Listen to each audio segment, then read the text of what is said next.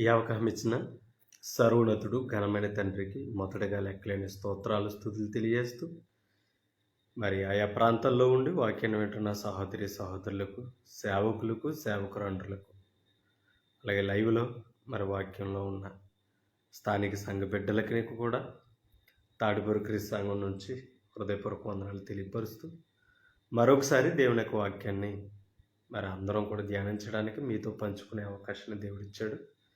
ప్రార్థనతో మన వాక్యంలోనికి వెళదాం. ప్రార్థన. సకల ఆశీర్వాదాలకు కారణభూతుడు అయిన తండ్రి, మీకు స్తోత్రాలు.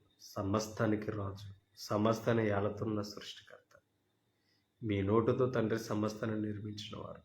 తండ్రి, మీరిచ్చిన పరిశుద్ధ గ్రంథంలో నుండి వాక్యాన్ని ధ్యానిస్తుండగా మరి తండ్రి అర్థమయ్యే మనసును, గ్రహింపును, వివేకను మాకు ఇవ్వండి. అబద్ధాన్ని దూరపరచండి, అసత్యను దూరపరచండి. ఉన్న మీ గ్రంథంలో సత్యాన్ని గ్రహించి అనుసరించే భాగ్యులు మాకు ఇవ్వండి.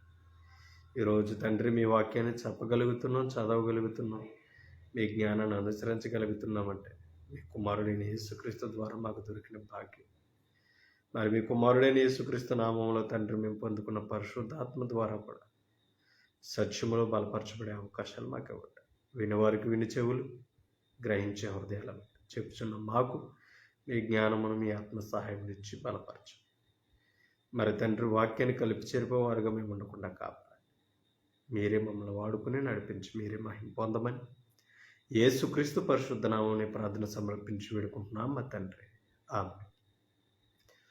విలువైన దేవుని సంగతులు మనం గ్రంథం నుండి నేర్చుకోవడానికి ప్రయత్నించాం. చెప్పే ప్రతి మాటను కూడా మనం పరిశీలన చేద్దాం. దేవుని గురించి, దైవత్వాన్ని గురించి, దేవుని లక్షణాల గురించి మనం గత పాఠాల్లో నుంచి వినడం, నేర్చుకోవడం జరుగుతుంది. అయితే దేవుణ్ణి పూజించకపోవడానికి కారణాలు, పూజించడానికి కారణాలు మనం తెలుసుకొని తండ్రి ఎలా ఆరాధికుడో క్రీస్తు కూడా ఆరాధికుడని ఈరోజు ఆ పాఠాన్ని కంక్లూడ్ మనం చేసుకుంటాం. ఒక మాటని మనం పరిశీలన చేద్దాం. ఇశ్రాయేలీయులందరికీ కూడా ఆది కానూను నుంచి చెప్పింది ఒకటే, నేను తప్ప వేరొక దేవుడు మీకు ఉండకూడదు. ఎందుకంటే ఇశ్రాయేలీయులకి యెహోవాయే దేవుడు, మరొక దేవుడు లేడు. అది వాస్తవం. నేను తప్ప వేరొక దేవుడు మీకు ఉండకూడదని చెప్తే ఇశ్రాయేలీయులు దేవుడు చేసిన మాటను, చెప్పిన మాటను పక్కనెట్టి వారు దేవుని మరిచి విగ్రహాల వైపు తిరగడం అనేది మనం చూస్తున్నాం.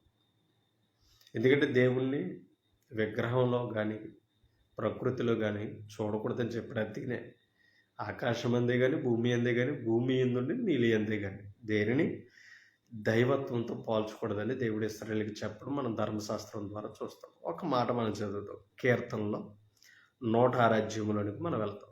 106 అధ్యాయంలో ఒకసారి 19వ వచనంలో చూద్దాం ఆ మాట. హోరేబులో వారు దూడను చేసుకొనిరి. ఎవరు? ఇశ్రాయేలీయులు. ఇశ్రాయేలీయులు దూడను చేసుకొనిరి అని మరలా ద్వితీయోపదేశకాండంలో జరిగిన విషయాన్ని ఇక్కడ ఎత్తి ఈ కీర్తనాకారుడు మాట్లాడుతున్నాడు. ఆ మాట మనం చదువుతాం. హోరేబులో వారు దూడను చేసుకుని పోత పోసిన విగ్రహమునకు నమస్కారము చేసిరి. ఎవరో? ఇశ్రాయేలీయులు. ఇశ్రాయేలీయులు ఎవరికి చేయాలి? దేవునికి చేయాలి, సృష్టికర్తకు చేయాలి. కానీ వారి చేతులతో విగ్రహాన్ని చేసుకుని, ఒక దూడని చేసుకుని వాటికి నమస్కరించి సాగిలిపడ్డారు. ఎవరో? ఇశ్రాయేలీయులు. 20వ వచనంలో మాట చెప్తున్నాడు చూడు. తమ మహిమాస్పదమును అంటే ఇశ్రాయేలీయులు ఇవ్వాల్సిన మహిమ ఆస్పదం ఎవరో అంటే వారు ఇచ్చే మహిమను ఆస్వాదించే వాళ్ళు ఎవరో? యెహోవాయే. ఓకేనా? తమ మహిమాస్పదమును గడ్డి మేయు ఎద్దు రూపమునకు మార్చారు. ఎవరో? ఇశ్రాయేలీయులు. మరి దేవుడు విగ్రహము కాదు, వీరు చేసుకున్నారు. వీరు చేసుకుని ఎద్దు రూపాన్ని, ఒక దూడని చేసుకుని మహిమాస్పదమును ఏం చేశారట? గడ్డి మేయు ఎద్దు రూపానికి ఇస్తున్నారట. అది అంగీకరించబడుతుందంటే అంగీకరించబడదు, కానీ ఇశ్రాయేలీయులు అదే చేశారు. ఇదే మాట మనం ఒకసారి ద్వితీయోపదేశకాండంలో ఒకసారి మనం చదువుతాం. అక్కడ ఒక మాట కనపడుతుందండి. ఆ మాట కొరకు నిర్గమకాండము 32 అధ్యాయంలో ఆ మాటను మనం చదువుతాం. చూడండి.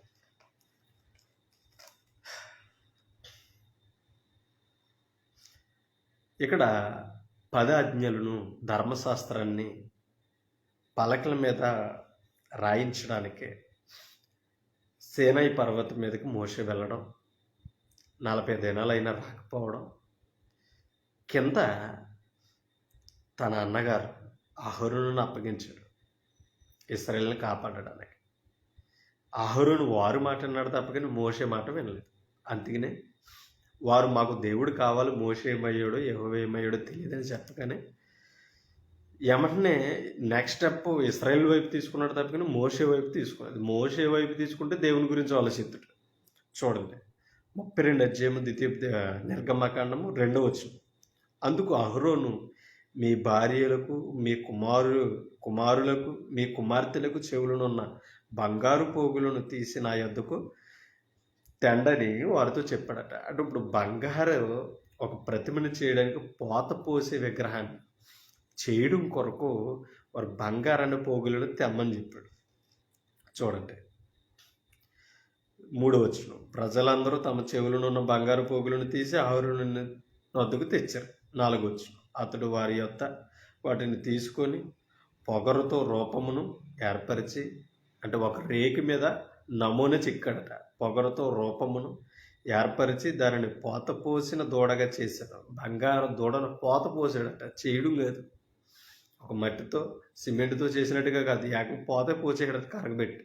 ఒక పొగరగా ఒక రూపాన్ని ఏదైతే చేయాలనుకున్నాడో ఆ రూపాన్ని ఒక నమూనాను ఆ రేకు మీద చేసేసి పోసాడట. చూడండి, రూపమును పోత పోసిన దూడగా చేశాను. అప్పుడు వారు, ఓ ఇశ్రాయేలు, ఆ మాటలు చూడండి విచిత్రంగా ఉంటాయి.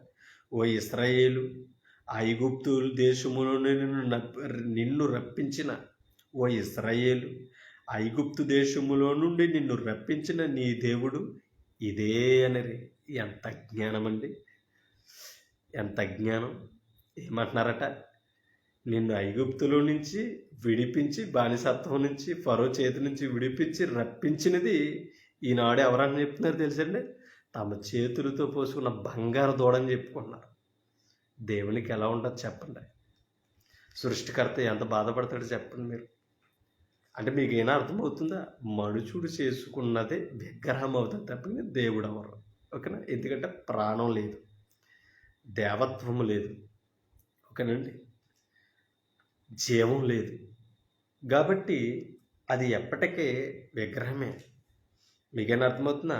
ఇప్పుడు ఆ దూడని తీసుకుని ఏమంటున్నారట? ఓ ఇశ్రాయేలు, ఐగుప్తులో దేశములోనే నిన్ను రప్పించిన నీ దేవుడు ఇదే అనిరి. అహరోను అది చూచి, చూడన్నమాట 5వ వచనం. అహరోను అది చూచి దాని ఎదుట ఒక బలిపీఠమును కట్టించేసాడట. అంటే యెహోవా ఇతనే కాబట్టి బలులు అర్పించేద్దాం. ఎందుకంటే దేవునికి ఎక్కడికి వెళ్ళినా బలిపీఠం కట్టేవారు, బలులు అర్పించాలి కనుక యెహోవా నామమున. బలిపీఠము కట్టించిన మరియు అహరోను రేపు యెహోవాకు పండుగ జరుగునని చాటించాడట. సంబరం చేసుకుందాం అనుకున్నారట. అలాగే చేశారు. అలా సంబరాలు చేసుకునే మోషేని అప్పగించిన దేవుణ్ణి మరిచిపోయి, మీకేం అర్థమవుతుందా? ఇశ్రాయేలులు అహరోను చేసిన తప్పుకి పైకి మనం వెళితే 3,000 మంది కూలిపోయారు. మీకేం అర్థమవుతుందా? ఎందుకంటే అప్పటికి చెప్పాడు, వారు చేసి గొంతులేసి అల్లరి చేస్తుంటే యెహోవాకి అర్థమైంది కాబట్టి త్వరగా దిగని చెప్పాడు. వచ్చాడు, నువ్వు చేస్తున్నది ఏంటనంటే అక్కడ అహరోను వివరించాడు. ఎమ్మంటనే ఇంకో స్టెప్ మోషే ఏం తీసుకున్నాడంటే యెహోవా పక్షాన ఉన్నవాడు ఎవడో వచ్చాడు అన్నాడు. అంతే. ఎంత జ్ఞానం అండి! ఇప్పటికైనా మీరు దేవుని పక్షాన ఉన్న వాళ్ళు ఎవరున్నారు వచ్చేయండి అని అంటే వచ్చారు. చూడండి, ఆ మాట చదువుతాం చూడండి.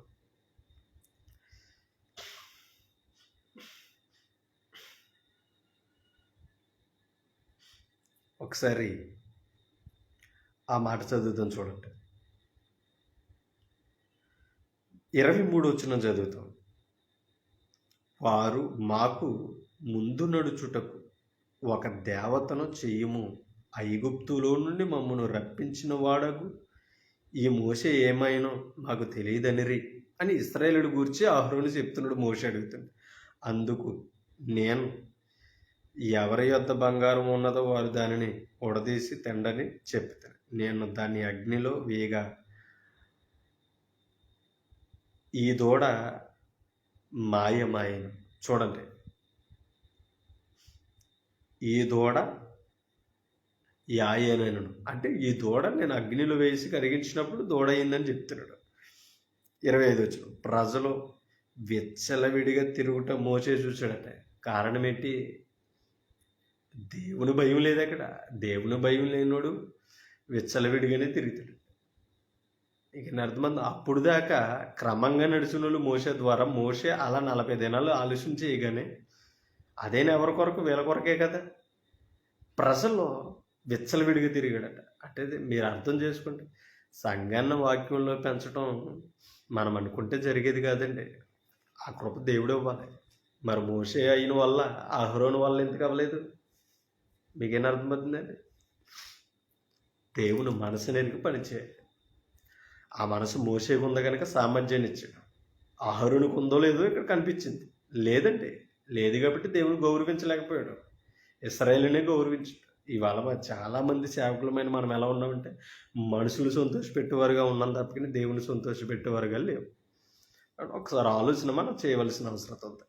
మోషే చూడండి, ప్రజలు విచ్చలవిడిగా తిరుగుట మోషే చూసును.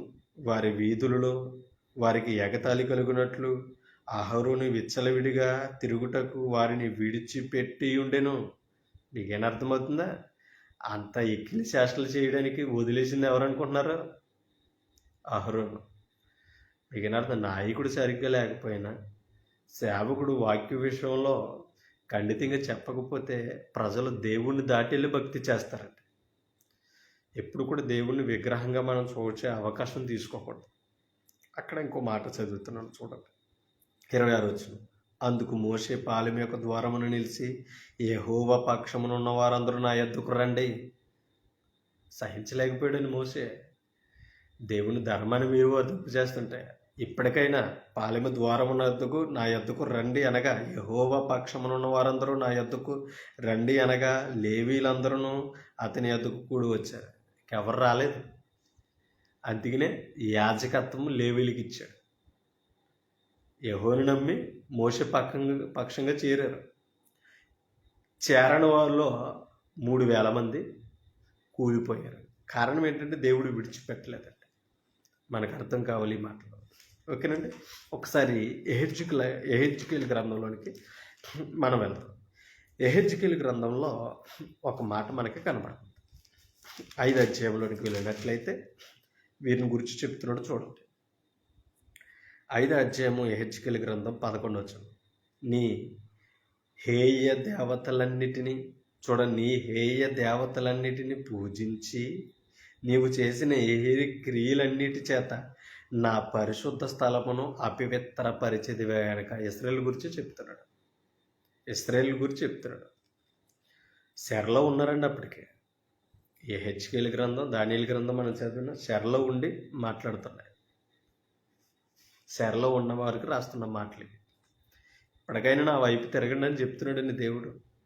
ఇశ్రాయేలు దేవుడికి ఇవ్వాల్సిన మహిమ ఇశ్రాయేలు విగ్రహాలకి ఇచ్చారు. అందుకనే గడ్డి మెయ్యి దూడకి ఇచ్చారు, విగ్రహాలకి ఇచ్చారు. వారు చేసుకున్న విగ్రహమే కాదు, అన్యుల విగ్రహాలకి తిరిగిన సందర్భాలు కూడా గ్రంథంలో కనపడతాయి. అంటే దేవుడు విగ్రహం కాదు అన్న విషయం వారు మర్చిపోయారు. ఇవాళ మనము కూడా అలాగే ఉన్నాం. క్రీస్తును వాక్యంగా చూడవలసి వస్తే విగ్రహ రూపంలో చూస్తున్నాం.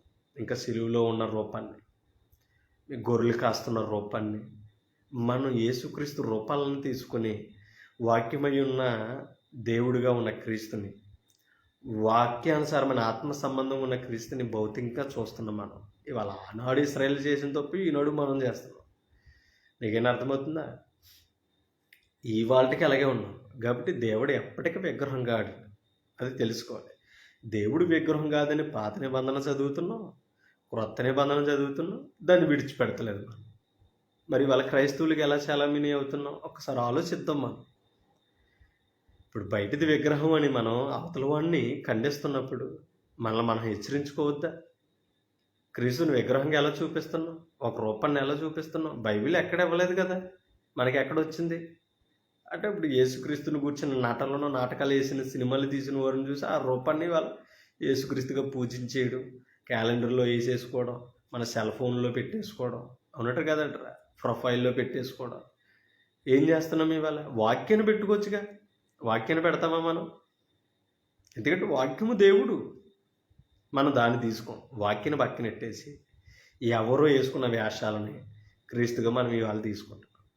మీరు అర్థం చేసుకోండి. ఆనాడు కూడా ఇశ్రాయేలులు విగ్రహాల వైపు తిరిగి విగ్రహాలను ఆరాధిస్తున్నా కూడా వారు ఏమనుకున్నారు తెలుసా? మేము యెహోవానే ఆరాధిస్తున్నామని అనుకున్నారు. అర్థమవుతుందా? ఈనాడికి కూడా క్రీస్తు విగ్రహాన్ని పెట్టుకుని మేము క్రీస్తుని ఆరాధిస్తున్నామని అనుకున్నాం. అంటే సజీవుడైన క్రీస్తుని, ఆత్మస్వరూపుడైన క్రీస్తుని ఇవాళ మనం ఏం చేస్తున్నాం? విగ్రహ రూపాన్ని తీసుకుని మాది విగ్రహం కాదని సరిపెట్టుకుంటాం. ఒకవేళ మనం సరిపెట్టుకొచ్చేమో, అన్యుని ప్రశ్నించేచ్చేమో, కానీ వాక్యం హెచ్చరిస్తుంది. మనం ఆలోచించవలసిన అవసరం మనందరి మీద ఉంది. అంతే ఇక్కడ చెప్తున్నాడు చూడండి. నీ హేయ క్రియలన్నిటినీ, నీ హేయ దేవతలన్నిటినీ పూజించి నీవు చేసిన హేయ క్రియలన్నిటి చేత నా పరిశుద్ధ స్థలమును, దేవుడు కోరుకున్న పరిశుద్ధ స్థలమును అపవిత్రపరిచితివి గనుక కరుణ దృష్టి అయినను జాలి అయినను లేక నేను నిన్ను చూడండి క్షీణింపజేసేదనని నా జీవము తోడు ప్రమాణము చేసి ఉన్నాను. ఇదే ప్రభువుకి యెహోవా. మీకేం అర్థమవుతుందా? ఏమీ లేదన్నాడు అక్కడ. కరుణ దృష్టి కానీ జాలి అయిన కూడా ఇశ్రాయేలు పట్ల లేదు. ఎందుకని? విగ్రహాల వైపు తిరిగి తమ మహిమాస్పదమును విగ్రహానికి ఇచ్చి ఆత్మస్వరూపుడైన దేవుని పక్కనెట్టి ఇశ్రాయేలు అపవిత్రపరిచారట దేవుణ్ణి. ఆయన స్థలాన్ని అపవిత్రపరిచారంటే దేవుడు అపవిత్రుడు కాదు సుమా. ఆయన స్థలాన్ని ఎలా పరిచారంటే వీరు అపవిత్రులై, ఇశ్రాయేలులు అపవిత్రులై ఆ విగ్రహారాధన ద్వారా ఆయన స్థలాన్ని, ఆయన ఉండవలసిన స్థలాన్ని కూడా అపవిత్రపరిచారు ఇశ్రాయేలు. మరొక మాట చదువుతాను చూడండి.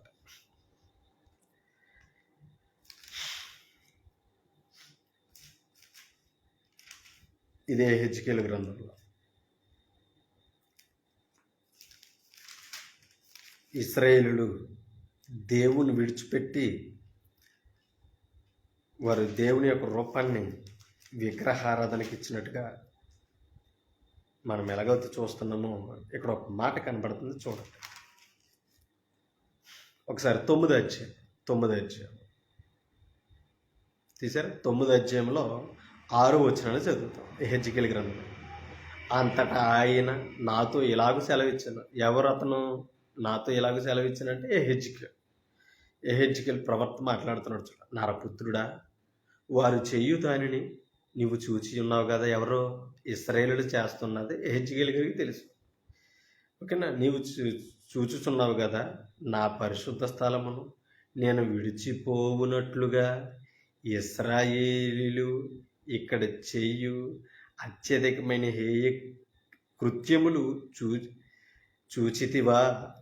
ఈ తట్టు తిరిగిన ఎడల, చూడండి, ఈ తట్టు తిరిగిన ఎడల వీటికంటే మరీ అధికమైన హేయ కృత్యములు క్రియలు చూస్తావనేసి ఎహెజ్కేలు గారికి దేవుడు చెప్పడం అనేది జరుగుతుంది. అంటే దేవుడు పరిశుద్ధ స్థలాన్ని విడిచిపెట్టాడు. అందుకనే నేను యెరూషలేమును కోరుకోలేదన్నాడు. యెరూషలేములోనే విగ్రహారాధన చేశారు ఇశ్రాయేలు. సీయోనును విడిచిపెట్టాను. ఇక అర్థమవుతుందా? ఎందుకు విడిచిపెట్టాడంటే ఆయన నామాన్ని అపవిత్రపరిచారండి.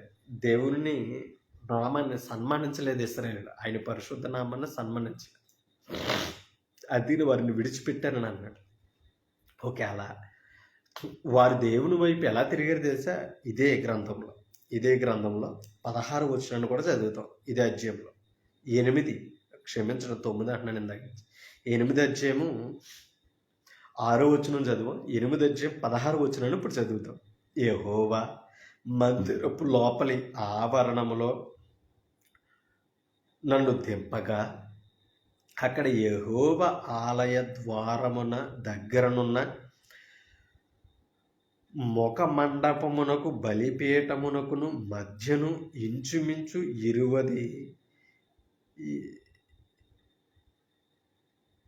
25 మనుషులు కనబడేరి ఎహెచ్కేలు గారికి ఆయన మందిరములు, వారి వీపులు. ఓకేనండి, ఎక్కడ? దేవుని మందిరము లోపల ఆవరణంలో 25 మనుషులు కనబడ్డారట, దేవుడు చూపించక. వారి వీపులు, ఆ 25 వీపులు యెహోవా ఆలయము తట్టును. ఏమి ఉన్నదట? యెహోవా ఆలయము తట్టు వీపును వారి ముఖములు. ఓకేనా? పరిశుద్ధ స్థలములో ఆవరణం లోపల ఉన్న వారి ముఖములు తూర్పు తట్టునకు తిరిగి ఉండెను. దేవుని దగ్గరే ఉన్నారు. మొఖలు ఎటువైపు ఉన్నాయంటే తూర్పు వైపు, వీపేమో దేవుని వైపు ఉన్నారు. ఓకేనండి, కిందకి చదువుతాం. వారు తూర్పునున్న సూర్యునికి నమస్కారము చేయుచుండిరి. ఇప్పుడు చెప్పండి, ఇశ్రాయేలు దేవుని పక్కనెట్టి దిక్కులు చూసుకున్నారు తప్పకని ఇంకా దిక్కులను ఏర్పరిచిన దేవుణ్ణి చూడలేదు. మీకైనా అర్థమవుతుందా? ఈ దిక్కు తిరిగితే బాగుంటుంది, ఆ దిక్కు తిరుగుతూ అంటుంది. మనమే వెళ్ళటకి అంతే కదా. ఈ దిక్కు బాగోలేదు, ఆ ధ్యాస బాగోలేదు, మార్చమని అంటే ఆ చెప్పినోడు మాట అంటాం తప్ప కానీ అసలు మనకి దిక్కు ఎవరో చూడం. మనకి దిక్కు అయి ఉన్న దేవుణ్ణి ఆలోచించం. అందుకనే ఎవరినో నమ్మ మోసపోయిన తర్వాత తూర్పు తిరిగి దండం పెట్టరా అంటారు ఒక్కొక్క. ఆ మాట ఎప్పుడైనా విన్నారా? లేదు. అంటే నేను విన్నాను కనుక జ్ఞాపకం చేస్తున్నాను. వాళ్ళు కూడా ఏం చేశారు? సృష్టికర్తని దిక్కుల్ని ఏర్పరిచిన విడిచిపెట్టి తూర్పు వైపు దండం పెట్టారట. కారణం ఏంటి? తూర్పునే ఉదయిస్తాడు కాబట్టి సూర్యుడు. ఇవాళకి సూర్యుడిని ఆరాధించే వాళ్ళు, సూర్యునికి నమస్కరించే వాళ్ళు ఉన్నారు. అది ఆలోచించండి. కానీ ఈనాడు జరగడం కాదు, అది ఇశ్రాయేలుల కాలంలోనే జరిగింది. దేవుని పక్కనట్టు తూర్పు తిరిగి దండం పెట్టడాలు అయ్యే. సూర్యునికి దండం పెట్టడం నేర్చుకున్నారు తప్పకని సూర్యుని ఉదయింపజేసి అస్తమింపజేసి దేవునికి దండం పెట్టడం నేర్చుకోలేదు. ఆఖరికి విగ్రహాలకు నమస్కరించారు తప్పకని దేవునికి నమస్కారం చేయలేదు.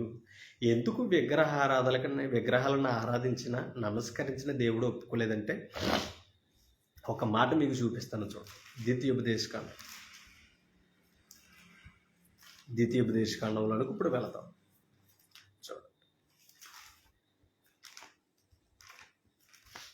ద్వితీయోపదేశకాండం 32 అధ్యాయంలో ఒక మాట మనకు కనపడుతుంది. ఆ మాట చదువుదాం చూడండి.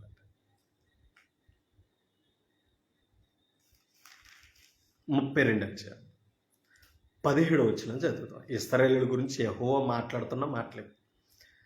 వారు, ద్వితీయోపదేశకాండం 32 అధ్యాయం 17 వచనం, వారు అంటే ఇశ్రాయేలీలు దేవత్వము లేని దయ్యములకు, తామెరగని దేవతలకు, అంటే దేవత్వం లేనిది ఏదైనా సరే అది దెయ్యమే, దేవుడు కాదు సుమా. మీకైనా క్రీస్తు అనుకుని ఎలా విగ్రహం పెట్టుకుంటున్నాం చూసారా? అది కూడా దెయ్యమే. దేవునికి కాదని మనం చేసే ఆరాధనలు దెయ్యాలకు వెళ్తున్నాయి.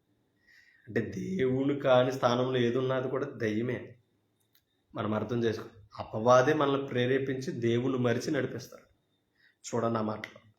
వారు దేవత్వం లేని దెయ్యములకు, తామెరుగుని దేవతలకు, క్రొత్తగా పుట్టిన దేవతలకు, తమ పితరులు భయపడిన దేవతలకు బలి అర్పించారు ఇశ్రాయేలు. అంటే పితరులు మించిపోయారన్నమాట. ఇంకా డెవలప్మెంట్. మనం కూడా ఇదే అబద్ధం మార్చుకోమని చెప్తే మా తాతల కాలం నుంచి వస్తుంది. ఇదే కదా మాట్లాడతాడు. అందుకనే యేసు ప్రభు కూడా వచ్చి అదే మాట్లాడాడు. మీ పారంపర్యాచారము నిమిత్తమే, అంటే పెద్దల నాటు వచ్చే ఆచారాలు, దీన్ని ఎలా మధ్యలో విడిచిపెట్టకపోతే నష్టపోతామని అనుకుని ఆచారాల వైపు చూస్తున్నాం తప్పగానే ఆచారాల కంటే గొప్ప దేవుడైన క్రీస్తు వైపు చూస్తలేదు మనం. మిగిలిన ఆఖరికి పారంపర్యాచారము నిమిత్తం దేవుని వాక్యాన్ని నిరర్థకం చేస్తారో అని మాట్లాడాడు యేసుప్రభు. ఇవాళకి నిరర్థకం చేస్తున్నాం కదా. మీకు అర్థం? ఆచారాలకి ఇచ్చిన విలువ వాక్యానికి ఎక్కడ ఇస్తున్నాం? మీకు అర్థమవుతుందా? అవసరమైతే నేను ఒక పాఠం చెప్తున్నానంటే, నేను వాక్యం చెప్తున్నానంటే అది వాక్యానుసారం కాకపోయినా నేను నచ్చితే నా తరపున నిలబడే వాళ్ళు లేరా? అంటే వాక్యాన్ని నిరర్థకం చేస్తానో లేదా? మన క్రీస్తుకు గొప్ప అవ్వాలండి. మనం హృదయాల్లో మొదటి స్థానం, గొప్ప స్థానం ఇవ్వాల్సింది క్రీస్తుకి. సేవకులు ఫ్యాన్స్ అవ్వకూడదు. ఎందుకంటే ఒక సేవకుని కూడా ఫ్యాన్స్గా మనం మొక్కేసుకొని ఇష్టపడిపోయామనుకో, అతను తప్పు చేసినా కూడా మనం విడిచిపెట్టలేం. తప్పు చెప్తున్నారండి, ఇలా చేయకూడదండి, వాక్యానుసారం కాదని కూడా మాట్లాడలేం. మీకేం అర్థమవుతుందా? గౌరవము, ప్రేమ అంటే తప్పు ఒప్పులు కూడా సరిచేసేదండి. ప్రేమతో ఆలోచించుకోండి. నన్నైనా సరే నేను తప్పు చెప్తున్నప్పుడు సరిదిద్దుకోవలసిన అవసరం ఉంది, సమాధాన పడవలసిన అవసరం ఉంది. వాక్యం ఎవరికి అతీతమైనది కాదు. ఓకేనండి. ఇశ్రాయేలులు అలాగా దేవత్వం లేని దెయ్యాలకి తమ బలులు అర్పించి పూజలు చేశారు. అంటే దేవత్వం లేనిది దేవుడిగా దేవుడు అంగీకరించాలి. అంటే దేవత్వం లేనిది, దేవత్వ లక్షణాలు లేనివి ఏదైనా సరే అది విగ్రహం. ఓకేనండి. అంటే ఇప్పుడు దేవత్వము కలిగిన వాడు తండ్రి అయిన దేవుడు. ఆయనను ఆరాధించాలి. ఎందుకంటే ఆయన దేవుడు కనుక దేవుని లక్షణాలు ఉన్నాయంట. అంటే కలుగు చేసేవాడే తప్ప కానీ మనుషుల చేత కలిగిన వాడు ఆయన కాదు. ఓకేనా? అలాగే ఇప్పుడు క్రీస్తును కూడా మనం తీసుకుంటే క్రీస్తు కూడా కలగజేసిన వాడు తప్ప కానీ కలిగిన వాడు కాదు. మీకేం అర్థమవుతుందా? సర్వాన్ని సృష్టించినప్పుడు తండ్రితో పాటు క్రీస్తు ఉన్నాడు. మనం అర్థం చేసుకోవాలి. సర్వాన్ని కలగజేసిన వాడు ఆయన వాక్యంగా ఉన్నాడు, ఆత్మగా ఉన్నాడు తండ్రితో పాటు. అందుకనే మన స్వరూపమందు మన పోలిక చొప్పున నరులను చేద్దామని నిర్ణయం తీసుకున్నాడు తండ్రి. ప్రకృతిలో ఉన్నాడు, నరుని చేసేటప్పుడు కూడా తండ్రి ఏకీవించాడు. మన పోలికనంటే దేవదూతలతో మాట్లాడతలేదండి. దేవదూతలతో కాదు మాట్లాడేది. చాలామంది అదే తీసుకుంటారు. దేవదూతలతో కాదు ఆయన తీసుకున్నది. ఆయన ఆ పదం మాట్లాడింది కుమారునితో, కుమారునితో పరిశుద్ధాత్మతో. తండ్రి, కుమార, పరిశుద్ధాత్ముడు కలిగి ఉన్నదే దేవత్వం. వారు ఒక్కటే, వేరు వేరు కాదు. మీకేం అర్థమవుతుందా? అలాగని తండ్రి కుమారుడు కాదు, కుమారుడే పరిశుద్ధాత్ముడు కాదు. ముగ్గురున్నారు, ఒక్కటై ఉన్నారు. అది దేవత్వం యొక్క లక్షణం. తండ్రి ఏ స్థానంలో ఉన్నాడో కుమారుడు ఆ స్థానంలో ఉన్నాడు. కుమారుడు తండ్రి ఏ స్థానంలో ఉన్నాడో పరిశుద్ధాత్ముడు ఆ స్థానంలో ఉన్నారు. వారు దేవత్వం కలిగిన వారు, ఆత్మస్వరూపులు. ఇక పరలోకంలో నిత్యం ఉండగలిగిన స్థానం వారికే ఉంది. ఎవ్వరికి లేదండి. దయ్యానికి కానీ నరుడికి కానీ లేదు. ఆ స్థానం ఇవాళ నరులమైన మనకే దొరకాలంటే దేవుని లక్షణాలు మనలో ఉండాలి. దేవత్వం కూడా మనలో ఏర్పడాలి. అందుకనే యేసుక్రీస్తు దేవత్వంలో పాలిభాగస్తులను చేయడానికి యేసుక్రీస్తు ఈ లోకానికి వచ్చాడు. ఈ లోకంలో మనతో తండ్రి చిత్తాన్ని, వారు అనుకున్న ఆలోచనను నెరవేర్చడం కొరకు శరీరాన్ని ధరించవలసి వచ్చింది. శరీరంలో లేకపోతే క్రీస్తుని ఎలా గుర్తిస్తాం? మీకేం అర్థమవుతుందా? శరీరాన్ని దాల్చింది అందుకున్నాం. శరీరం దాల్చడానికి, ఆయన శరీరాన్ని దాల్చి పుట్టడానికి తండ్రి నిర్ణయం కనుక, తండ్రి చిత్తాన్ని బట్టి ఆయన కుమారుడిగా జన్మిస్తే ఆయన మనం ఏం చేస్తున్నామంటే బాలుడు కానీ కుమారుడు కానీ మనుషుని కానీ చూస్తాం. ఆయన దేవుడు అండి. శరీరం వెనకున్న జీవితం ఆయన చూడాలి. శరీరంలో లోకానికి వచ్చిన జీవితం కాదు, శరీరం లోపల ఉన్న జీవితం చూడాలి. మనం కూడా తీసుకుంటే శరీరం కాదండి జీవితం, ఆత్మ జీవితం. అవునా కదా? మన శరీరం ఆత్మ శరీరం కాదు కదా. క్రీస్తు కూడానే. క్రీస్తు అంతే, శరీరధారి కాదు, ఆత్మస్వరూపుడు.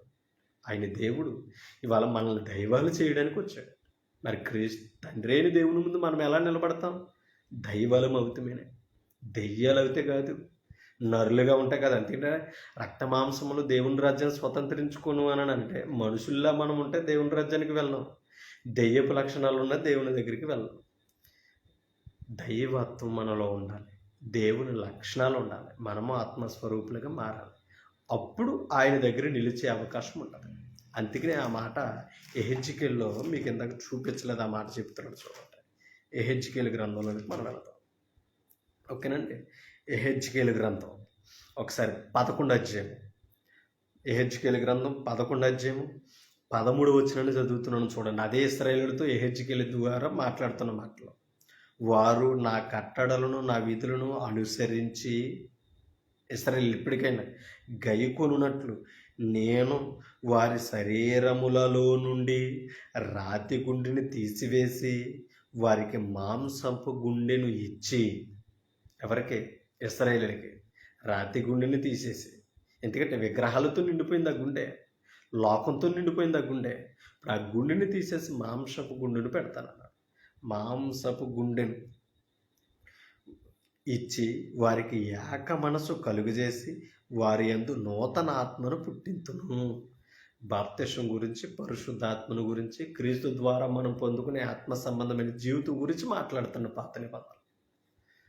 మిగిలిన ఆత్మ ఇప్పుడు ఇవాళ నూతన పురుషులు మనం క్రీస్తుని బట్టి, నూతన ఆత్మ ఉంది మనలో పరిశుద్ధాత్మను బట్టి. అర్థమవుతుందా? అంటే మన ఆత్మ కూడా శరీరాన్ని బట్టి, పాపను బట్టి అపవిత్రపరచబడితే క్రీస్తు ఆత్మను బట్టి, దేవుని ఆత్మను బట్టి, క్రీస్తు ఆత్మ అన్న దేవుని ఆత్మ, తండ్రి ఆత్మ అన్న అదే దేవుని ఆత్మ అన్న పరిశుద్ధాత్మ అన్న ఒక్కరే అన్న ఆత్మలు లేవు. ఆలోచించాలి. అంటే ఇప్పుడు ఈ ఆత్మను మీలో పుట్టిస్తాను. అది రాతి గుండెని తీసేసి మాంసపు గుండెని పెట్టి, అది యేసుక్రీస్తు ద్వారా, ధర్మశాస్త్రాన్ని బట్టి కాదు, క్రొత్త నిబంధనను బట్టి ఇస్తానని చెప్పాడు. ఎందుకంటే క్రీస్తుని బట్టి పొందామంటే క్రొత్త నిబంధనను బట్టి మనం పొందాం. ఓకేనా? ఆ మాంసపు గుండెని రాతి గుండెని తీసేసాడు.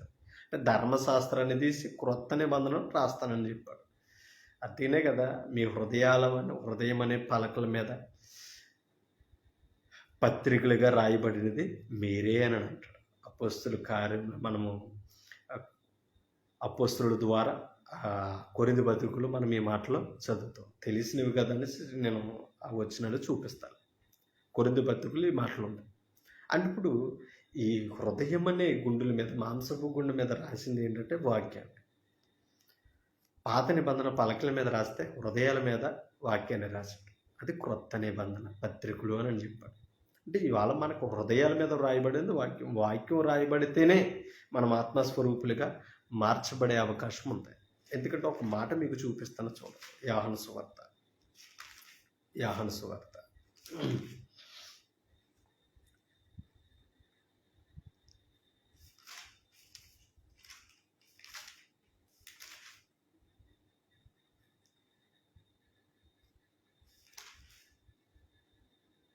చూడండి.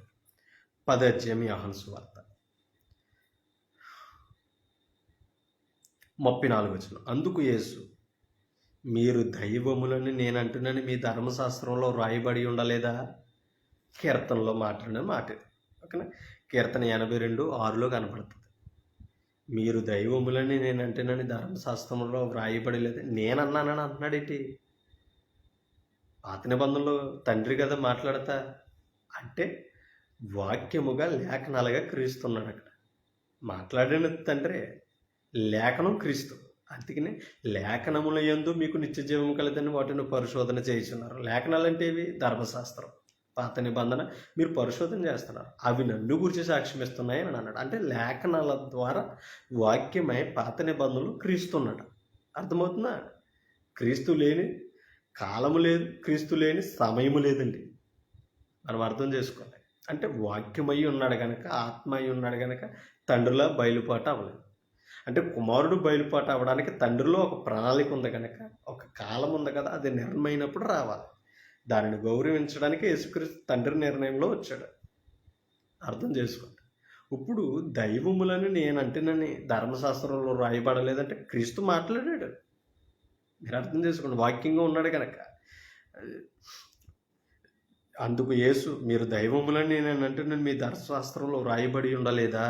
ఈ మాట ఎందుకు చెప్పాడంటే పైన నేను దేవుణ్ణని చెప్పుకున్నాడు. దేవుని కుమారుణ్ణని దేవునితో సమానునిగా చేసుకున్నందుకు యూదులు దేవదూతన చేస్తున్నామని తిట్టారు. ఒకసారి చూడండి ఆ మాట, మనం చదివితే అర్థమవుతుంది. 35 వచనం, 33 వచనం. అందుకు యూదులు, నీవు మనుషుడు అయ్యుండి, మనకులాగానే అబద్ధం చేసుకున్నారంటే, నీవు మనుషుడు అయ్యుండి దేవుడునని చెప్పుకొనుచున్నావో? నిజమే కదా మరి. ఆయన శరీరంలో ఉన్నప్పుడు దేవుడని చెప్తే ఎలా నమ్మబుద్ధి అవుతుంది? ఇవాళ ఆ వాక్యమై ఉన్న దేవుడిగా ఉన్న మనమే ఎలా మార్చేస్తున్నాం? శారీరకంగా విగ్రహంగా మార్చేసాం మనం. శరీరంలో ఉన్నవాడు దేవుడు అంటే వాళ్ళు ఎలా నమ్మసంఖ్యమవుతుంది? కారణం ఏంటంటే వాక్యాన్ని వారు ధ్యానిస్తలేదు, చదువుతున్నారు. ఇవాళ మనము వాక్యాన్ని వింటున్నాం, చదువుతున్నాం, గ్రహిస్తలేదు. అందుకనే అర్థం కావట్లేదు. చూడండి, నువ్వు మనుషుడు అయ్యుండి దేవుడునని చెప్పుకొనుచున్నావు కనుక దేవదోషణ చేసినందుకే నిన్ను రాళ్లతో కొట్టుదుము కానీ మంచి క్రియ చేసినందుకు కాదని ఆయనతో చెప్పారట. దేవదోషణ చేశారట. దేవదూషణ చేసినందుకే నిన్ను చంపుతున్నామని అన్నారట. ఎందుకని? ఆయన మనుషుడిగా ఉండి దేవుడు నన్ను చెప్పుకుంటున్నాడు. దేవుడు నన్ను చెప్పుకోవడానికి మనుషుడు కాదు కదా, మనుషుడు ఎవడు దేవుడు అవడు కదా. కానీ ఆయన శరీరాన్ని దాల్చుకుని మనుషుల కొరకు వచ్చాడన్న విషయం వారు మర్చిపోయారు. ధర్మశాస్త్రాన్ని ధ్యానిస్తే వారికి అర్థమవుతుంది. ఆ మాట తీసుకుని యేసుప్రభు ఇప్పుడు ఎలా క్లారిటీ ఇస్తున్నాడంటే, నేను దేవుడిని అవ్వడం కాదు, వాక్యం వచ్చిన వారందరూ దైవాలని నేను ధర్మశాస్త్రంలో మాట్లాడాను, ఆ విషయం మీకు జ్ఞాపకం లేదా అని మాట్లాడుతున్నాడు. ఇప్పుడు చూడండి 34 వచనం. అందుకు యేసు, మీరు దైవములని నేను అంటేనని మీ ధర్మశాస్త్రంలో వ్రాయబడి ఉండలేదా? ఎలా మాట్లాడుతున్నాడు? నేను రాయించను కాబట్టి మాట్లాడుతున్నాడని మాట్లాడుతున్నాడు. 35 వచనం. లేఖనము నిరర్థకము కానేరదు కదా, దేవుని వాక్యం ఎవరికి వచ్చిన వారే దైవములని చెప్పిన ఎడల నేను దేవుని కుమారుడని చెప్పినందుకు దేవదూషణ చేస్తున్నారని ఎలా ముద్రేస్తున్నారు? దేవుని కుమారుడని చెప్పుకున్నందుకు దేవదూషణ చేసావని అన్నారట. అంటే దేవుని కుమారుడని చెప్పుకోవడం కూడా తండ్రితో సమానం. మీకేం అర్థమైంది? దేవుని కుమారుడు అంటే దేవుడు ఉన్న స్థానంలో ఉండేవాడు. ఆకు అర్థమైనంత కూడా మనకు అర్థం కాలేదు ఇవాళ. మీకేం అర్థమవుతుందా అమ్మా? నేను దేవుని కుమారుడునని చెప్పుకుంటే వాళ్ళు అంటున్నారట, నువ్వు దేవునితో సమానుడువా అని. తను దేవునితో సమానం చేసుకున్నందుకు రాళ్ళతో కొడుతున్నావు, మంచి క్రియ చేసినందుకు కాదు అని అంటే ఈయనేమంటున్నాడంటే, దేవుని వాక్యం ఎవరికి వస్తుందో వారు దైవాల. అంటే ఇప్పుడు మనల్ని దైవాలకి ఎలా మారుతున్నాడో తెలుసా?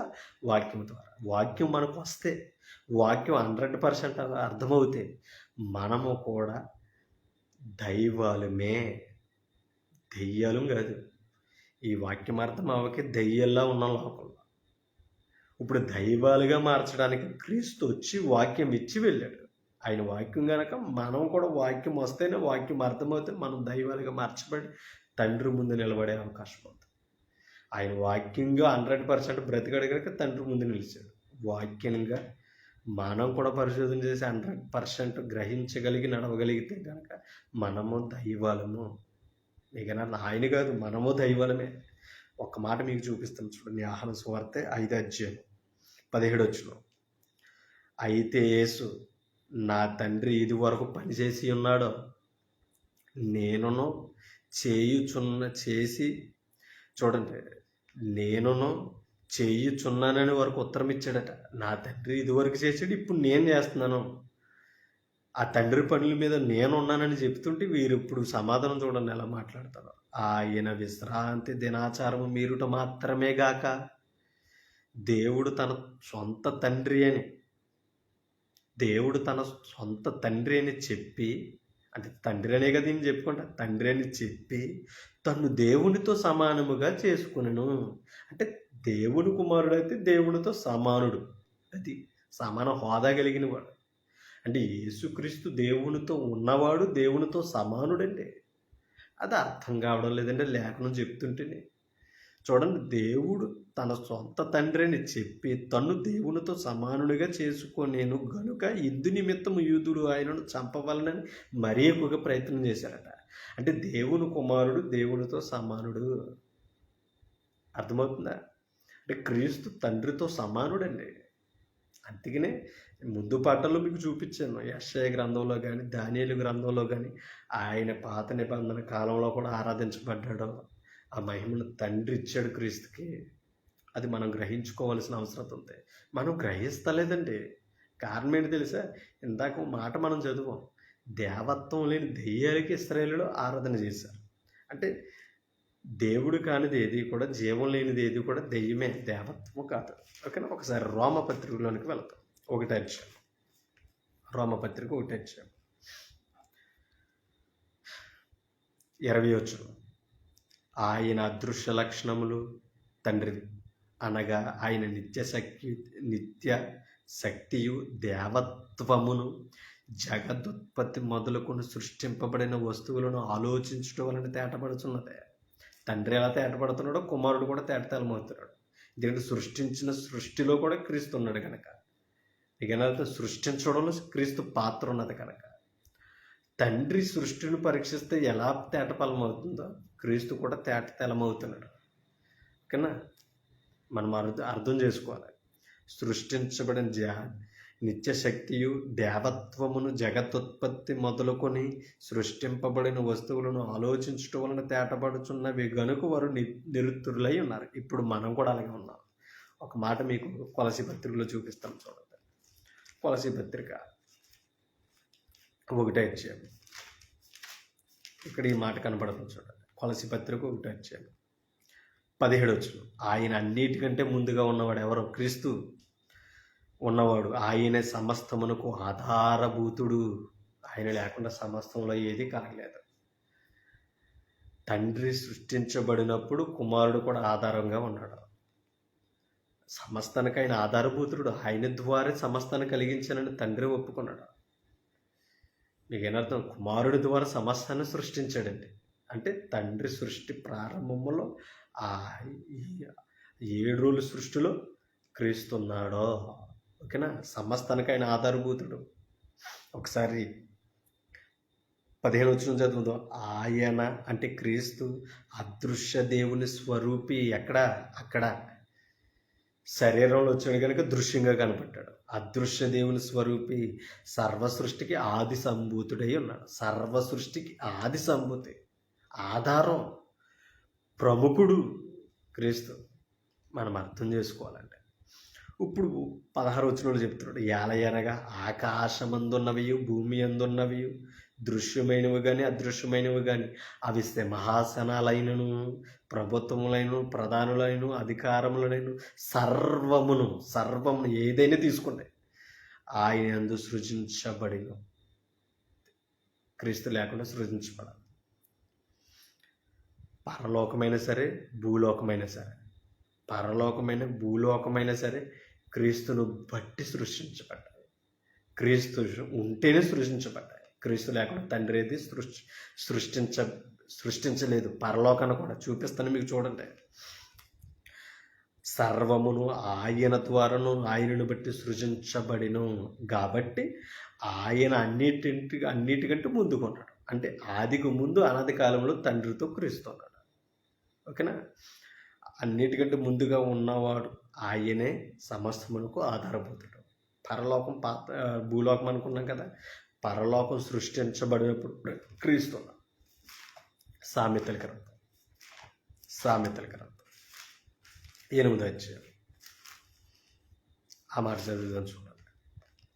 సామెతల గ్రంథం 8వ అధ్యాయం 22వ వచనం. పూర్వకాలమందు తన సృష్టి ఆరంభమున తన కార్యములలో ప్రథమమైన దానికి యెహోవా నన్ను కలగజేశాను. జ్ఞానం గురించి, దేవుని జ్ఞానం క్రీస్తు. అనాది కాలము మొదలుకొని మొదటి నుండి భూమి ఉత్పత్తి అయిన కాలమునకు పూర్వము నేను నియమింపబడితే. అంటే క్రీస్తు ఈ లోకానికి రావడం తండ్రి ప్రణాళికలో ఇప్పుడు కాదు, సృష్టికి ముందే నియమింపబడ్డాడు. అనాది కాలంలో ఆయన ఉన్నాడు. ఇలా చెప్పుకుంటూ వచ్చి ఒక మాట చెప్పాడు చూడండి. 28వ వచనం. ఆయన పైన ఆకాశమును స్థిరపరిచినప్పుడు, జలధారులను ఆయన బిగించినప్పుడు, జలములు తమ సరిహద్దులను మేరకున్నట్లు ఆయన సముద్రమునకు పొలిమేరను ఏర్పరిచినప్పుడు, భూమి యొక్క పునాదులను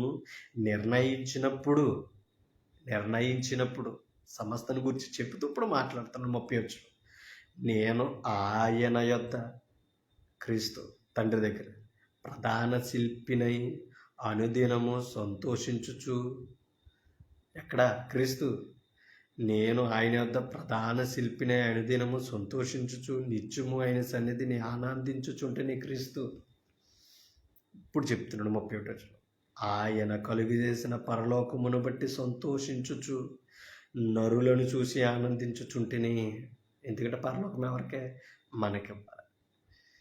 మనము పొందకూడదనే అక్కడున్న ఒక దూత అపవాదిగా మారాడు. పాయింట్ అర్థమైందా? అంటే పరలోకను మనకి సిద్ధపరిచాడంటే ఎందుకు తెలుసా? ఆయన పోలికతో ఆయన స్వరూపములో మనల్ని చేసుకున్నాడు. ఆయన ఆత్మను పంచుకుని పుట్టిన వాళ్ళు. దేవుని ఆత్మ దేవదూతలకు లేదండి. ఇప్పటికీ దేవదూతలు ఏవి ఆయన ముఖమును చూస్తా లేదు. ఓకేనండి? ఆయన ముఖం చేసే స్థాయి దేవదూతలకు లేదు. ఇప్పుడు నరులుగా మనం చూసే అవకాశాన్ని ఇచ్చాడు. అది క్రీస్తుని బట్టి, వాక్యాన్ని బట్టి. క్రీస్తు మాటిని వాక్యానుసారంగా ఆత్మస్వరూపులుగా పూర్తిగా మారి ఆయన ముందు నిలబడే అర్హత పొందుకుంటామా? వాక్యాన్ని తప్పుదారి పట్టించి పరలోకను పోగొట్టుకుంటాం. పాయింట్ అర్థమైందా? అంటే యేసుక్రీస్తు పరలోకం చేసినప్పుడు కూడా ఉన్నాడంట. పరలోకం మన కొరకు సృష్టించాడు. మీకేనా అర్థమవుతుందా? నరులమైన మన కొరకు పరలోకం సృష్టించబడినప్పుడు అక్కడ చూసి ఆనందించిన వాడు యేసుక్రీస్తు. ఎంత గొప్ప భాగ్యం అండి! పరలోకం నరులుగా మనకి సిద్ధపరిచాడు. నరులుగా ఉంటే ఇవ్వడం, దైవాలుగా మార్చబడితే ఇస్తారు.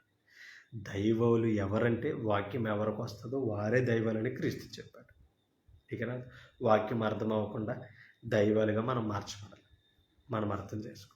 ఓకేనండి, మనకు అర్థమవుతుంది. అందుకనే ఇప్పుడు దేవత్వము సృష్టించబడిన ఆ వస్తువులను ఆలోచించటం వలన దేవుని యొక్క దేవత్వం అర్థమవుతుందని చెప్పాడు. యేసుక్రీస్తు కూడా దేవత్వంలో పాలివాడిగా ఉన్నాడు. ఓకేనా? ఒకసారి కొలసి పత్రిక వచ్చేద్దాం. 2:9 చదువు. ఎలయనగా దేవత్వము యొక్క సర్వపరిపూర్ణత శరీరముగా క్రీస్తునందు నివసిస్తుంది. అంటే సంఘములో. శరీరం అనగా సంఘం. ఎందుకంటే శరీరానికి శిరస్సు క్రీస్తు కనుక. అంటే క్రీస్తు శిరస్సు అయితే శరీరం ఎవరు అవ్వాలి? సంఘం. గోడలు కాదు సుమా, ఆత్మ. క్రీస్తులోకి చేర్చబడిన వారందరూ. అంటే ఇప్పుడు సంఘములు దేవత్వం ఉంది. క్రీస్తు సంఘములో ఉన్నవాడికి దేవత్వము. ఆది కాదు, అనాది కాల సంకల్పం కూడా అర్థమయ్యే అవకాశం ఉంది. అర్థమవుతలేదంటే సంఘంలో లేవు. సంఘములో ఉండి వాక్యాన్ని గ్రహిస్తలేదు కనుక అర్థమవుతుంది. కాబట్టి సంఘములంతా వాక్యానుసారంగా నడుపుతాం.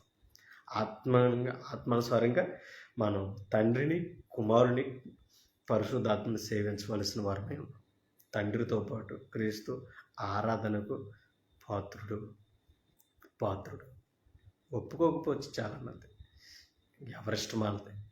అదే కదా ఇవాళ మాట్లాడేది. మా ఇష్టం మాది, మీ ఇష్టం మీ బోధ మీది, మా బోధ మాది. వాక్యం అలా అంగీకరిస్తారు. కాబట్టి ఒప్పుకున్నా ఒప్పుకోకపోయినా కుమారుని స్థాయి అంటూ తండ్రి లేఖనాల్లో రాయించాడు. ఆ మాట చదువుకుని మనం ముగించేద్దాం. యోహాను సువార్త 5:5 వెళదాం. అంటే దేవత్వం లేని దెయ్యాలకి మహిమనివ్వనన్నాడు. అంటే క్రీస్తుకు మహిమ ఇవ్వడానికి, క్రీస్తుని ఆరాధించడానికి తండ్రి ఎందుకు ఒప్పుకుంటున్నాడంటే తండ్రితో సమానుడు గనక. దేవత్వ లక్షణాలు క్రీస్తులో ఉన్నాయి కనుక. దెయ్యం కాదైనా. అపోస్తలులు అనుకున్నట్టుగా ఈయన భూతం అన్నట్టుగా భూతం కాదు. ఆయన దేవత్వం కలిగిన సర్వపరిపూర్ణత దేవుడు. ఓకేనా? కాబట్టి దేవుని లక్షణాలు క్రీస్తులో ఉన్నాయి కనుక క్రీస్తును ఆరాధించవచ్చు. తండ్రి చెప్పాడు. యోహాను సువార్త 5:20 మనం వెళ్తాం. 5:22 తండ్రి ఎవరికి తీర్పు తీర్చుడు కానీ తండ్రిని గణపరుచున్నట్లు అందరూ కుమారుని గణపరచవలను. చెప్పండి. తండ్రిని ఆరాధిస్తే కుమారుని ఆరాధించాలి. తండ్రి ఒప్పుకున్నాడు. తండ్రిని గణపరచున్నట్లు కుమారుని గణపరచున్నట్లుగా అందరూ కుమారుని గణపరచవలనని తీర్పు తీర్చుటకు సర్వాధికారము కుమారునికి అప్పగించి ఉన్నాడు తండ్రి. తండ్రిని ఎలా గణపరచాలో కుమారుని గణపరచాలి. తండ్రిని ఆరాధించడమే కనపరచడం, కుమారుని ఆరాధించడమే కనపరచడం. కిందో మాట చూపిస్తాను చూడండి. అక్కడే సర్వాధికారము కుమారునికి అప్పగించినడు. కుమారుని గణపరచని వాడు ఆయనను పంపిన తండ్రిని గణపరచువాడు కాదు. కుమారుని గణపరచకపోతే తండ్రిని గణపరిచే అవకాశం లేదు. కుమారుని ద్వారా తండ్రి గణపరచబడతాడు. కుమారుని ద్వారా తండ్రి ఆరాధించబడతాడు. కుమారుని ద్వారా ప్రార్థన కూడా తండ్రి దగ్గరికి చేస్తాడు. కాబట్టి ఆరాధన క్రీస్తు యోగ్యుడై ఉన్నాడు తండ్రితో. ఓకేనా? అంటే కుమారుని ఆరాధించాలంటే తండ్రిని ఇంకా ఆరాధించక్కర్లేదా? తండ్రిని పక్కనెట్టేనట్టే కాదు. కుమారుని ఆరాధిస్తున్న తండ్రి ఆరాధన పొందుతాడు. అంటే తండ్రితో కుమారుడు ఆరాధనలో యోగ్యుడిగా ఉన్నాడు. 12 యోహాను సువార్త 26 ఒకడు నన్ను సేవించిన ఎడల, క్రీస్తు మాట్లాడుతున్న మాటలు ఇవి. ఒకడు నన్ను సేవించిన ఎడల నన్ను వెంబడింపవలెను. ఆయన్ని ఎలా వెంబడించాలి? వాక్యం బట్టి నన్ను వెంబడింపవలను. అప్పుడు నేను ఎక్కడ ఉందునో అక్కడ నా సేవకుడు ఉందును.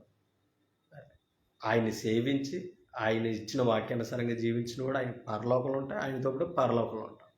ఆయన సంఘంలో ఉన్నాడు కనుక సంఘానికి శిరసగా ఉన్నాడు కనుక ఆయనతో పాటు సంఘంలో మనం ఉండాలి.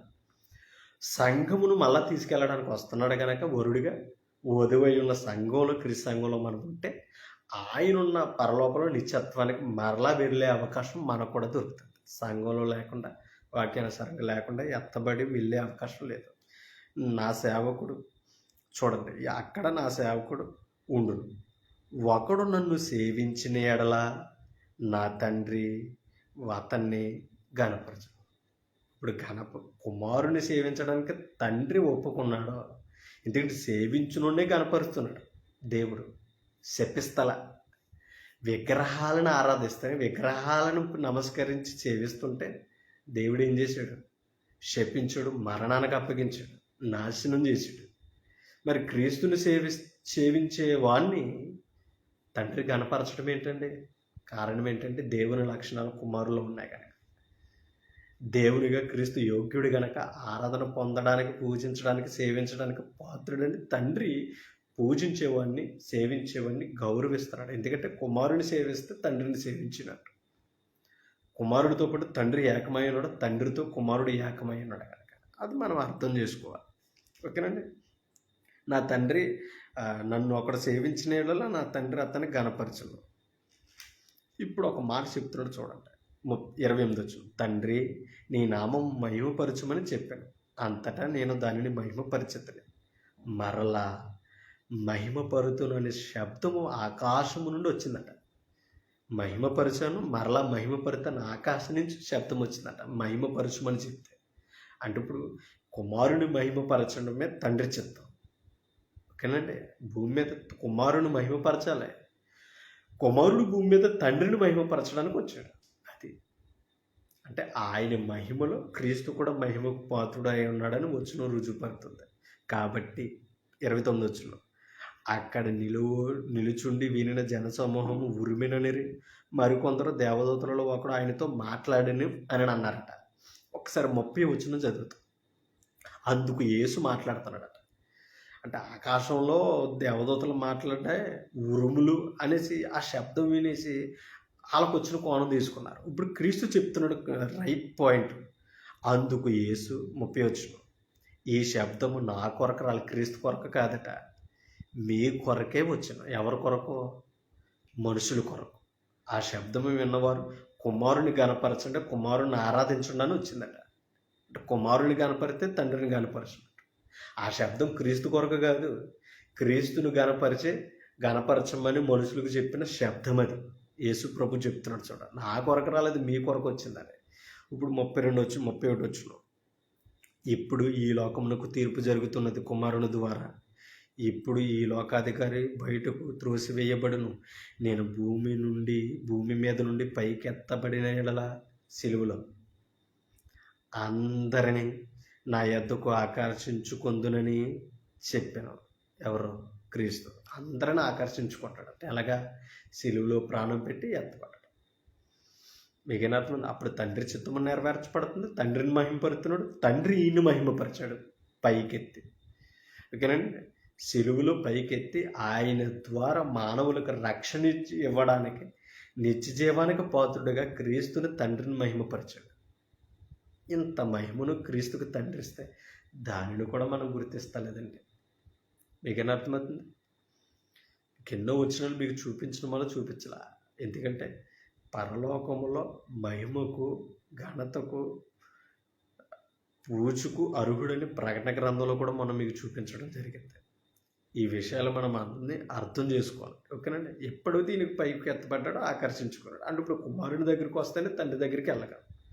కుమారుని ద్వారానే తండ్రి దగ్గరికి వెళుతున్నాం. కుమారుని ద్వారానే తండ్రి కూడా మహిమ ఇవ్వగలం. కుమారుని పక్కనట్టి తండ్రిని ఆరాధించాలన్నా, తండ్రిని మహిమపరచాలన్నా అది వృధా. ఓకేనండి. ప్రార్థన చెల్లనప్పుడు ఆరాధన ఎలా చెల్లుతుందండి? మహిమ ఎలా చెల్లుతుందండి? కుమారుడు లేకుండా అడ్రస్ ఎలా దొరుకుతుంది మనకి? ఇవాళ మనకు అర్థం కావడం లేదు. సంఘములో ఉండి సత్యం ఎరుగు. కాబట్టి కుమారుడు తండ్రితో పాత్రుడు. ఒప్పుకుంటూ లేదు మానేంటి. వాక్యం ఒప్పుకుంటుంది. వాక్యాన్ని ఎరిగిన వారమైతే, వాక్యం ద్వారా ఒప్పుకోవలసిన వారమైతే ఒప్పుకోవాలి. నేను ఒప్పుకోనంటూ వాక్యాన్ని తప్పుపడుతున్నాను అంతే. కాబట్టి అక్కడ ఒక మాట చెప్పాడు చూడండి, పైకి ఎత్తబడిన యెడల అందరూ నా యొద్దకు ఆకర్షించుకుందునని చెప్పిన తాను ఏ విధముగా మరణము పొందవలసి ఉండునో సూచించు ఆయన ఈ మాట చెప్పాడు. ఓకేనండి. అంటే ఇప్పుడు ఆయన మరణం ద్వారా ఇప్పుడు మనం అందరం క్రీస్తు దగ్గరికి ఎందుకు వచ్చాం? ఆయనలో పాపక్షమాపణ ఉంది, ఆయనలో నిత్య జీవం ఉంది. అంటే ఇప్పుడు పాపాలకు క్షమించడానికి యోగ్యుడు క్రీస్తు. పాపాలకు క్షమించినందుకే కదా దేవదోషం చేసామని కొట్టారు, క్రీస్తుని కొడతాక రాళ్ళు రువ్వారు, రాళ్ళు ఎత్తి పట్టుకున్నారు. ఎందుకని? పాపాలకు క్షమించేవాడు దేవుడు తప్ప మనుషుడికి అధికారం ఎక్కడదే? ఈయన దేవుడు శరీరంలో ఉన్నాడు, క్షమించే అధికారం క్రీస్తుకుందే. ఆయన మహిమను చూస్తారని కార్యాలు చేస్తున్నా కూడా గుర్తించారు, కొంతమంది గుర్తించారండి. ఇప్పుడు ఆయన మహిమగా ఉండి కూడా ఆయన మహిమను ఇవాళ వాక్యంగా మనం గుర్తిస్తలేదంటే మహిమపరచలేదంటే మనం ఏ జ్ఞానంలో ఉన్నదో ఒకసారి ఆలోచించుకోవాలని నన్ను నేను హెచ్చరించుకుంటూ మీకు ఈ మాటలు తెలియపరుస్తూ ముగింపుగా ఈ ప్రకటన గ్రంథం ఈ మాట చదివి నేను ముగించేస్తాను. చూడండి, ఈ మాటలు చదివాకైనా మనము ఆయనను ఒప్పుకోవలసిన అవసరత, ఆరాధించవలసిన అవసరత లేఖనముల ద్వారా తండ్రి ఇచ్చాడు. దాన్ని మనం గ్రహించాలని మీకు మరి ఎక్కువగా తెలియపరచాలి. ప్రకటన గ్రంథం 5 అధ్యాయం 12 వారు వధింపబడిన 24 పెద్దలు, వారు వధింపబడిన గొర్రె పిల్ల శక్తియును ఐశ్వర్యమును జ్ఞానమును బలమును ఘనతయు మహిమను స్తోత్రమును, స్తోత్రాలు దేవునికి జరగాలి. ఓకేనా? మనం తండ్రిని తీసుకుంటాం, తండ్రి దేవుడిగా ఉన్నాడు, కుమారుడు దేవుడు కాబట్టి తండ్రితో పాటు కుమారుడు స్తోత్రార్హుడు. ఓకేనా? చూడండి, ఘనతయు మహిమయు స్తోత్రమును పొంద నరుడని గొప్ప స్వరముతో చెప్పుచుండరే. మా వాక్యం ఎవరికి వస్తే వారే దైవాలు అన్నప్పుడు క్రీస్తు వాక్యం కదా. క్రీస్తును వాక్యంగా ఉన్నప్పుడు వాక్యమే దైవం అయితే వాక్యమే మనల్ని దైవాలుగా చేస్తుందంటే ఆ వాక్యం దైవం కాదే క్రీస్తు కాడా? మనమే దేవుని కుమారులుగా వాక్యం ఇస్తుంది కాబట్టి మనం పరలోకానికి వెళ్ళే యోగ్యత ఉంది. మరి క్రీస్తుకు అర్హత లేదని ఎలా చెప్పగలం? మనం అర్థం చేసుకుందాం, క్రీస్తు ఆరాధనలో పాత్రుడిగా గుర్తిద్దాం. ఒకవేళ ఎవరినైనా నొప్పించి మాట్లాడుంటే మందించండి, మా కొరకు పరిచర్య కొరకు ప్రార్థన చేయండి. మాకంటే గొప్పవారు పెద్దవారు చాలామంది వాక్యాన్ని ఎరిగిన వారు ఉన్నారు. ఈ పాఠాలను వాక్య రుజువు తీసుకుని అంగీకరించే వారు ఉన్నారు చాలామంది. అంగీకరించిన వారిని బలపరచాలి, దేవుడు ఆగ్రహింపవ్వాలని ప్రార్థన చేస్తున్నాం. మా గురించి ప్రార్థించండి. మీ అందరికీ క్రీస్తునామమున హృదయపూర్వక చిన్న ప్రార్థన చేసుకుంటాం. పరలోకమందున్న తండ్రి, మీకు స్తోత్రం. మరి ఇప్పుడు వరకు మీ వాక్యం ద్వారా మమ్మల్ని సమాధానపరిచారు. విగ్రహము దేవుడు కాదు, జీవం లేదు, దేవత్వం లేదు. మీ కుమారుడైన క్రీస్తు దేవత్వంలో ఉన్నవాడు, జీవం కలిగినవాడు, దేవుడు గనక మీతో పాటు ఆరాధనకు పాత్రుడని పాత నిబంధన కాలం నుంచి మీరు తండ్రి లేఖనార్థంగా చూపించారు, క్రొత్త నిబంధనలో రుజువుపరిచారు. పరలోకంలో కూడా ఆయన స్తోత్రం పొందన అర్హుడని పద్మశ్వదీపంలో యోహాను ద్వారా తెలియపరిచారు. ఇది మనం గ్రహించుకొని మరి ఆరాధనలో మీతో పాటు క్రీస్తు పాత్రుడిగా ఆరాధనకు యోగ్యుడిగా మేము గ్రహించి సంఘం ద్వారా నిత్యము దేవత్వంలో ఆయనను మిమ్మల్ని మేము ఆరాధించుకునే యోగ్యత మాకున్నారు.